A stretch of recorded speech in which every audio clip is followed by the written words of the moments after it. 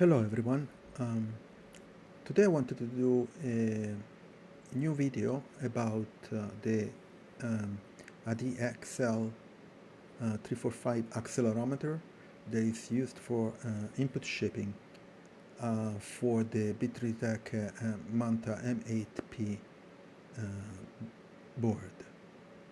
So on last video I showcased this accelerometer that you see on the right side of the screen, and this accelerometer needs to be connected to the board on these bottom pins. Let me highlight it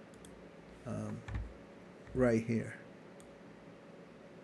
Okay, a bit difficult to see. So this accelerometer has 8 wires, and they need to be connected to the to these input pins, which are located to the left side of the 40 CB1 pins, or Raspberry Pi pins. So right here on the bottom there are 8 pins. You're going to be using only 6, and they are the bottom 6. And this on the manual they showcase which pins they go to where. So it's very important that you connect the right pins to the right, the wire to the right pins. So on this section, the 3.15 section of the manual, on page 23. There are all the details how where to connect these wires for the accelerometer, and also what you need to use inside the Klipper configuration files.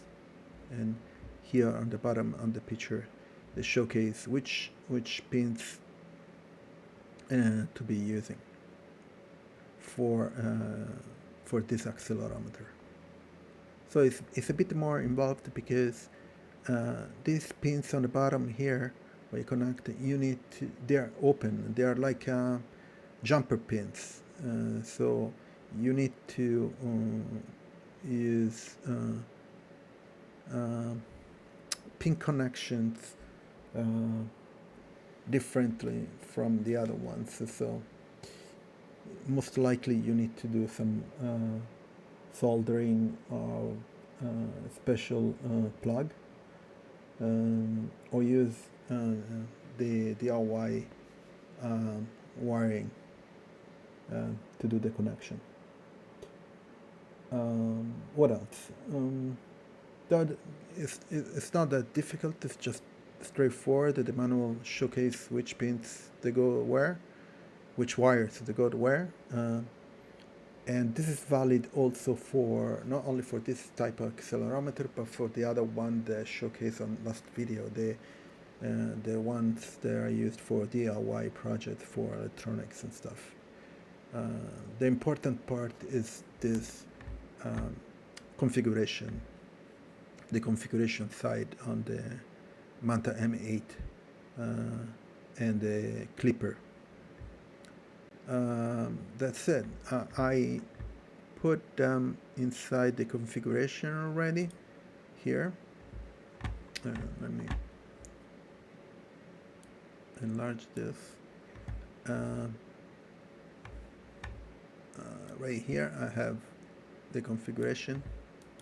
So I'm going to do another video how to set up this part of the configuration, where also there is a part where you do the testing of you need to figure out the right frequency, which input shaping algorithm you use. In this case I said MZV, but there are a bunch of other ones. This one seems like the most common one. So also you need to figure out the frequency to do the tests and to do the setup. Okay, but this section here is the one that is important to set up the pins to the correct ones on the Manta M8. Of course, each board has different pins layout, so this is specific to the M8P. Okay, and that's it for now. I'll do another video for setting up all this part, and also since I don't have the 3D printer set up,